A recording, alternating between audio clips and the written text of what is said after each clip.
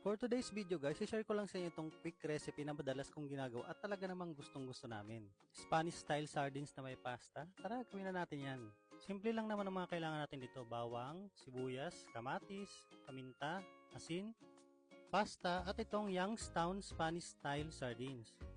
Alam naman natin na pag Youngstown's product ay talaga namang quality, kaya nga 2 beses na silang nakatanggap ng International Best Quality Award at marami pang iba. Ilagay lang natin guys yung pasta sa kumukulong tubig. So lutuin lang natin siya ng 8 to 10 minutes. Pag malambot na, saka natin hanguin. So igisa lang natin yung mga sangkap. Corn oil lang nga pala ang ginamit nila dito, kaya di na tayo gumamit ng iba pang oil. At ito ay no preservative added at halal certified.